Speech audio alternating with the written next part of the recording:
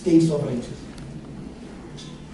The WTO agreements, you know, you go to the WTO, you look at the WTO, you see things that states cannot do, which they want to do, but they are bound by those rules. And now, and you look the context in terms of the balance of power, the ideological balance of power. We live now in a unipolar world. Gone are the days when we had a bipolar world where the West was balanced by the East. Capitalism was counterbalanced by socialism. No, gone are those days. We have got a unipolar world. This unipolar world informs the contents of the economic policies of all the countries that we are living in. And if you go now and look at the economic policies of all countries in the world, they are capitalistic. They are capitalistic, whether one likes it or not. Egalitarianism now is in the back burner.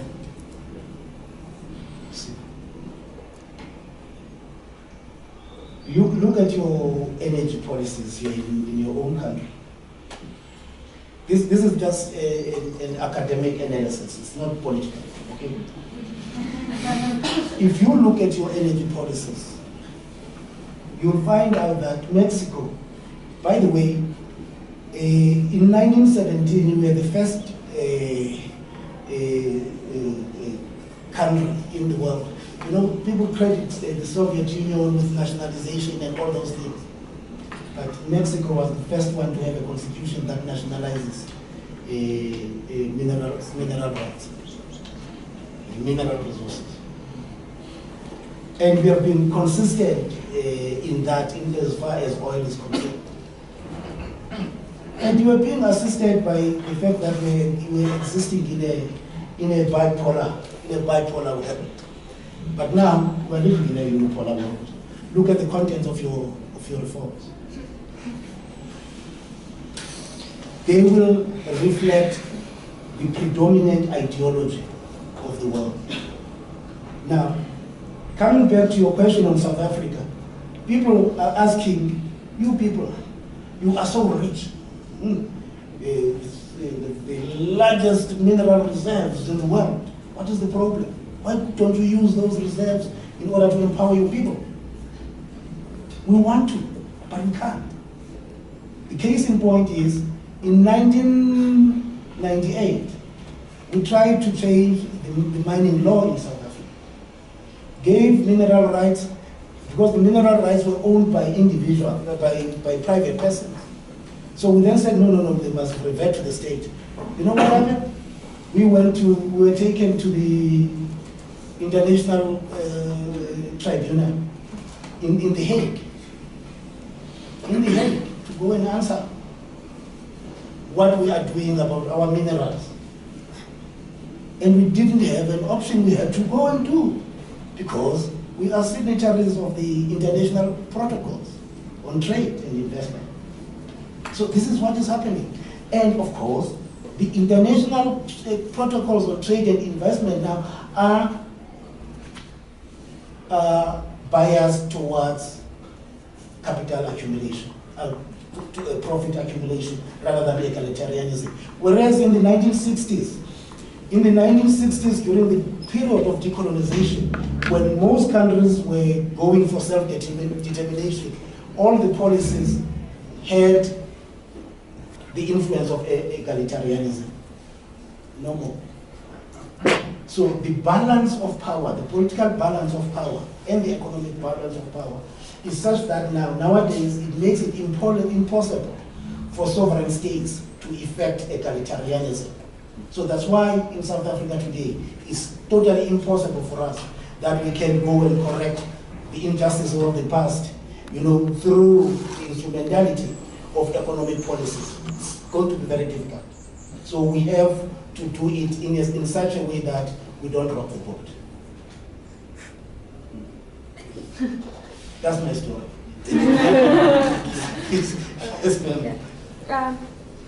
Yesterday, Tutu, I don't know how to say it. Yes. He mentioned, well, he said that he was glad that Mandela was no longer alive, not because he was glad of that, but because he was glad he wasn't here to see what's been going on in South Africa, because I think just of what you just said. But I think also it has a little bit to do with this sort of spurge of boer killings, you know, that there's been, like, how can you deal with that? Because I get that there's resentment by the black people towards the farmers, the Dutch farmers. Yes. How can you deal with this in a proper way? You know, you just Yes, yeah, you're right. It's basically the problem here is socio-economic. We still have a number of unemployed people in South Africa. We still have a number of people in South Africa who associate the situation in which they are with white people. There is no doubt about it. We still have a number of people in South Africa who still feel that the political freedom is not translated into material freedom. So, unless and until we sort that out, we'll never be able to do away with the kind of violence that you see happening in South Africa. And what has made the situation even worse in South Africa, because of the collapse in the neighboring Zimbabwe, we have about 3 million Zimbabweans who are living in South Africa, unemployed. Others come from Mozambique, they go to South Africa unemployed. And others come as far as Ethiopia and Nigeria, you know, to go to South Africa to look for greener pastures, you know. And of course, once that happens, it adds into the whole of this complexity that we have in South Africa.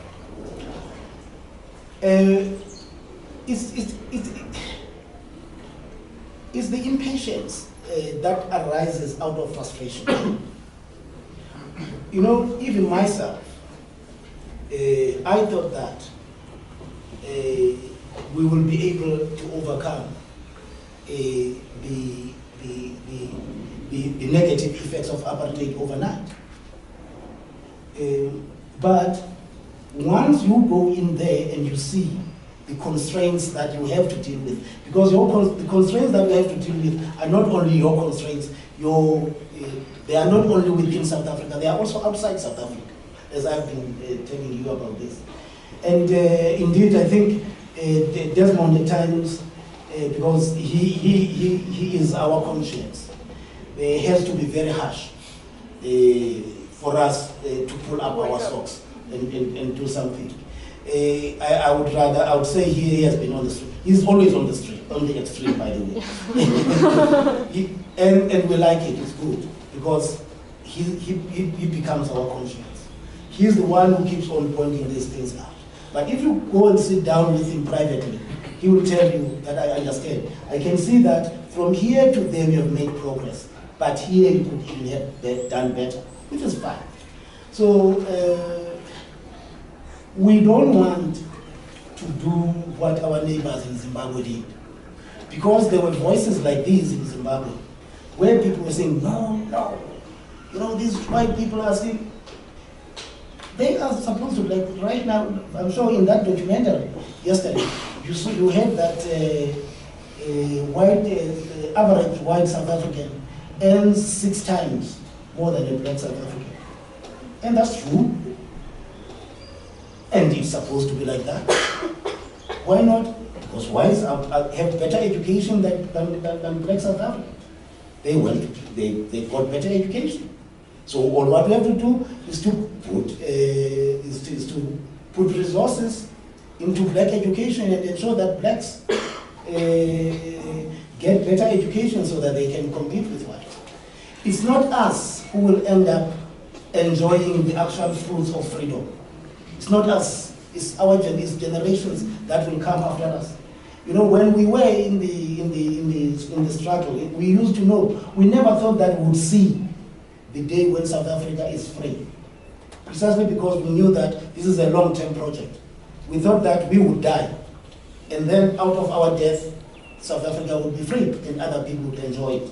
So it's high time now that we have to tell our fellow South Africans there that the actual fruits of freedom were not meant for them. They are meant for their children and their children's children. So they must not be impatient and begin to unravel the good work that has been done to set the foundation for those fruits to be reaped by their children. And I think it's selfishness to some extent, but of course that's human. But again, if every day, it's nice for me to say that when I have 3 meals a day, if you don't have anything to eat, you don't know where your next meal will come from. It's not possible for you to rationalize in that way. Yes, sir. Oh. Thank you. I'm sorry because I arrived late because I confused the room. Okay. It's a very great pleasure to hear about the political miracles in South Africa. I think the history of South Africa is a very good example of the culture of the win for the good causes. I am going to ask 2 questions, yes. But I am going to ask in Spanish. Yes, okay. You know. And of course, I think it is a very important act, and my congratulations for my colleague, Professor Susan, for organizing it. Yo creo que mucha gente piensa que el nazismo fue derrotado en la Segunda Guerra Mundial, pero en realidad el nazismo gobernó Sudáfrica durante casi medio siglo. Y en ese sentido fue un milagro que el Congreso Nacional Africano y el movimiento de masas en Sudáfrica pudiera lograr una transición pacífica. Sin embargo, tenía enfrente una tarea muy difícil. Y yo quería preguntar sobre 2 cuestiones. La primera es sobre la mina maricana. Un evento doloroso para el mundo entero y supongo que más para los sudafricanos, que desde mi punto de vista expresó las tensiones al interior de Sudáfrica. Quería preguntar cuáles son las posturas que existen al interior del Congreso Nacional Africano para explicar lo que ocurrió en Maricana. Usted mencionó un cierto parecido entre el neoliberalismo y el régimen del apartheid, en el sentido de que promueve la exclusión, y yo quería preguntar cuál es el estado de la cuestión ahí.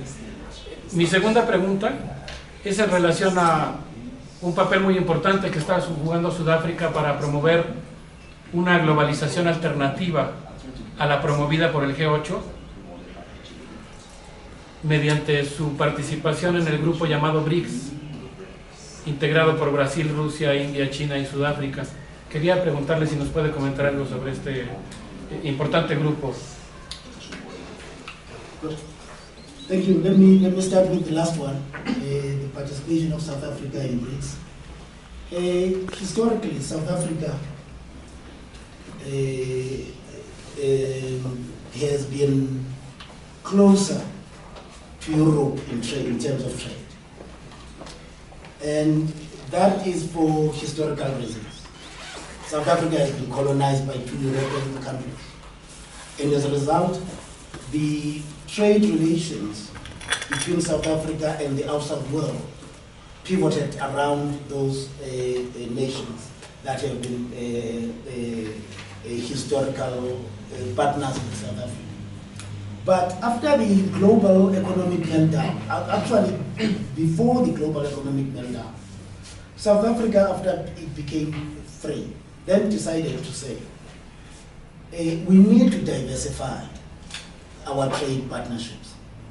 We cannot have partners only in Europe. What if Europe collapses? What happens to us? And as a result, during those days, Germany was our #1 trade partner. And then we decided to join BRICS as part of diversification of our trade relations and our trade partnership. And indeed, we don't regret, because when there was the collapse of the economy of the Eurozone were insulated by members of BRICS, and China became our #1 trading partner. If we had not done that, we would have collapsed as an economy. So the comment that I can make about our partnership in that grouping of countries is that it is very much beneficial now to us, because in terms of the trade volumes between the BRICS partners, since we became members of BRICS, they have increased. And they have increased at a time when the global markets, more particularly the European markets, are collapsing. So I think it was foresight on the part of the leaders of the country for them to begin to diversify before the economic situation in the Eurozone became what it is today. Coming to Marikana, you know, for my sins, before I came here, I used to work in government. I used to be the Director General of the Department of Mineral Resources. So I was responsible for the resources. And there is something interesting that has happened since then. Marikana is a reflection of a momentary collapse of our labor relations system. Because what happened in Marikana related to salaries rather than to issues related to mining per se. They were fighting for salaries, but their approach to fighting for salaries was totally misplaced, I would say. Both sides, both the employers made promises that they were not able to fulfill. They were not true to the employees. During the time when I was the Director General of Mineral Resources, I used to have a mechanism where all the social partners would come together. We would have workers, we would have employers, we would have the local communities, and we would all come together in the government. We would all come together as stakeholders and make an analysis of the situation for that year. We used to call that thing midday.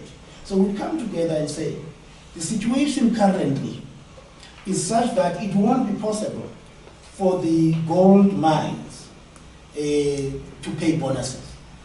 Precisely because the depth of the mines have become deeper. We are now mining at around about 5 kilometers below the surface of the earth. So that is going to be very dangerous. It's going to be a little bit tricky. So we do that upfront, so that by the time June comes, when they now negotiate for salaries, people are aware of what risks are there, and therefore are aware of the possibility that this may not happen. So there was some collapse of leadership during that period. But be that as it may, how are we dealing with it? There is a commission now that is being conducted by the judge, a retired judge, and it is exposing the police big time. It is exposing them big time, and there are going to be consequences for those who became trigger happy and did what they did. But my take on this is that the problem goes deeper. It's socio-economic, and again, there has been no correct analysis of the political economy of mining by those people. Because you know what is happening. You get people withdraw our labor from the rural areas. People come from the rural areas, come and work in the mines. They leave their wives there and their children. They come and work here. As there are hostels around there in the mines. So these ones said, no, we don't want to live in the hostels, but we want to go and stay in the shacks outside there. They build their shacks outside there, where they are going to pay no rent and all that. The idea for them to go and live there in the shacks is because they want to be families again. They get other wives from here now, with whom they live there. Now the salary is supposed to cater only for one family, for one household. Now this poor worker has to divide it now with the wife he's staying with him, and the wife who is in the rural areas, and the children. So he has to divide now his salary between those two families. Now the answer to that is to build housing for the workers, so that they can come and live where they work together with their families, rather than for them to live but the problem with them is that they are saying that, you see, we are rural people, we live on land. I cannot leave the grave of my forefathers and come and settle here. So I can't relocate my family to here. I'll leave my family here so that they live on this ancestral land. You know, so is the whole political economy of rural economy in South Africa, which needs to be addressed. Thank you. Yes, yeah. Okay, good afternoon. Good afternoon. First of all, thanks for coming. So, I believe our classmates told us before you actually joined the armed struggle of the ANC. Don't ask me at some point, how many people like him. Don't. Okay, so by then, what were your feelings about the life you were leading? And I have also a question, which is, what are your impressions about the current parties in political dispute for the government of South Africa? What about the last question? What are your impressions about the current parties in political dispute for the government of South Africa? Of course. Okay. Okay. What did I feel? You know, I joined the liberation struggle at 14 years old. And most of us did that. Precisely because at that time, there was no life that one could say that he was leading when he was in chains. I mean, you can't say that you are living when your movement is controlled wherever you go. So you get forced. You can't allow a situation where your parents are subjected to indignity. They are humiliated, they are being made to look like boys and girls in front of you, and you sit down and you don't get touched. So most of us then felt that no. There is no other way in which we can then be able to change the system. Nobody is going to change it for us. We are the people who must go in there and change it. So we went in there and then changed it. At that time, we already knew that our forebears, people before us like Mandela, Tambo, and others, had tried to negotiate with the white regime in South Africa, and they were not given an opportunity to implement the policies that they wanted. It was for that reason, by the way, that Mandela formed the armed struggle. He's the one who initiated Umkhonto. He was the first volunteer for Umkhonto. So we then, now, after having been arrested, it was then incumbent upon us who were, at that time, young people, young and able-bodied South Africans, to take up the spear and take up the fight. So it was in that context that we joined the liberation struggle. So what did I feel? What I felt at that time, I mean, to be honest with you, I never thought that I would be where I am now. I never thought that I would ever enjoy the fruits of of the struggle. I never thought that I was doing it for myself. I thought I was doing it for those, for the generations that will come. We never thought that we would see the day when we would be going back to South Africa, you know, as free people. Precisely because we are prepared to lay down our lives for South Africa to be free. So that's what we were thinking, that let's go and make our own contribution, our own modest contribution in changing the situation in South Africa. As to who will benefit, let history determine, but it definitely wouldn't be us. I thought I would be either shot and killed, or I would be arrested, or, yeah, I never thought that I would ever do that. Political parties that contest power in South Africa today, ANC is the best. And this, okay, actually, the South African Communist Party is the best, ANC is better, you see, and the others. Yeah, no, but on a more serious note, it's very interesting that, and it's something that I've been analyzing of late, that most liberation movements during the days of the struggle are so radical in terms of ideology, orientation, you know, and political inclination. They are radical and they are so egalitarian, you know, they have a feeling for people. Actually, their core business is to fight for the people.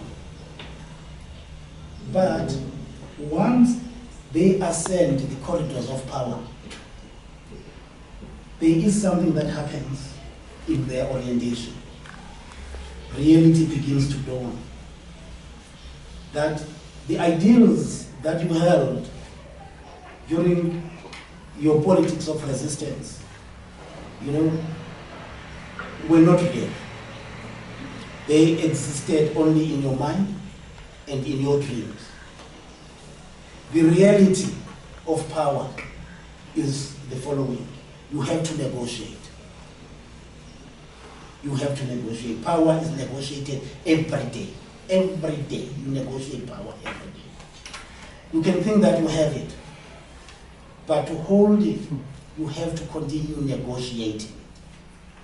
You have to negotiate it with the workers of Marikana.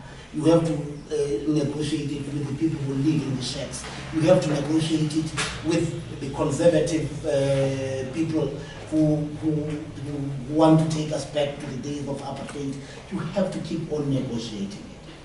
And therefore, that's why it is always impossible to have a pure political ideology when you are a ruling party.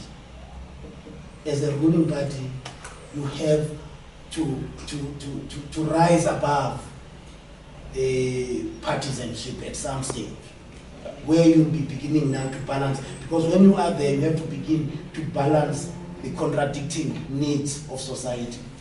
And you will never be a successful balancer of those contradictions if you are inclined to a particular kind of a direction. So, the long and short of it is, we were an egalitarian party when we ascended the corridors of power. But the reality of power has shown to us that we don't have the monopoly of power. We may have authority, but we don't have the monopoly of power. So we have to continuously negotiate power with other stakeholders, with other competing stakeholders, and therefore we cannot ride roughshod over those competing stakeholders. Now, society needs, though, to have those radical political organizations. So we still have those radical.